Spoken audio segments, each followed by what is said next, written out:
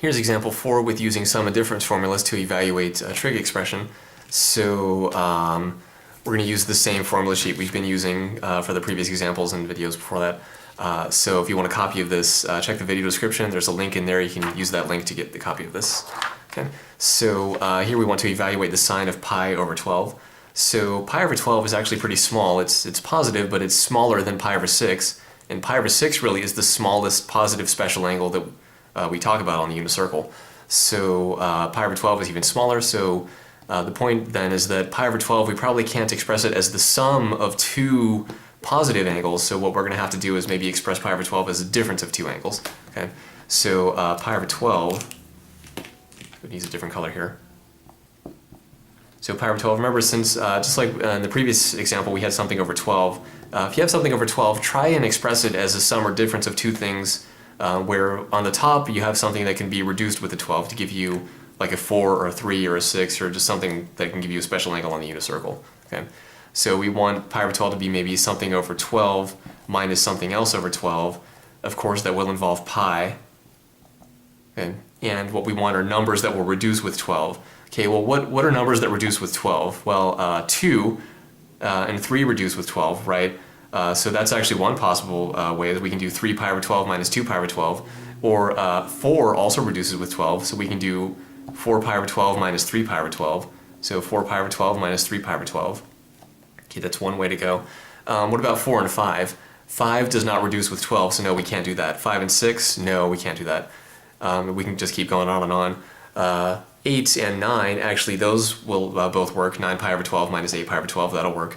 But here we have a combination we wrote down, 4 pi over 12 minus 3 pi over 12. And 3 pi over 12 minus 2 pi over 12 will also work. But since we have this one written down, let's just go ahead and move forward with that. So sine, the point is that there could be many different ways to approach, or many different ways at least to express this as a difference of two angles that will give you special angles on the unit circle. Okay?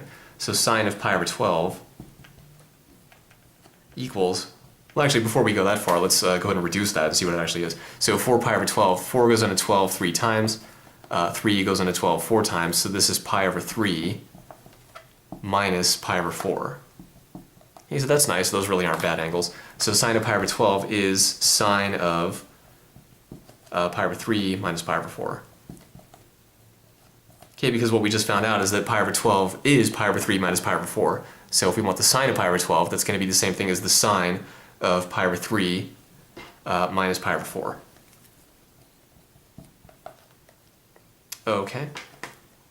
Okay, so now this is a sine of, here's our alpha and here's our beta. So we have sine of alpha minus beta. Okay, so if we go back to our formula sheet, we see that sine of alpha minus beta is sine alpha cosine beta minus cosine alpha sine beta, so that's the formula we're going to want to use. So that's sine of pi over 3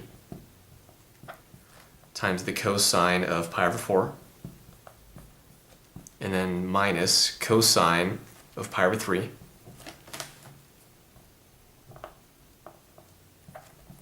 times the sine of pi over 4. Okay, so sine alpha cosine beta minus cosine alpha sine beta. Now from here it's just a matter of knowing the unit circle. So sine of pi over 3, that's root 3 over 2. Cosine of pi over 4 is root 2 over 2.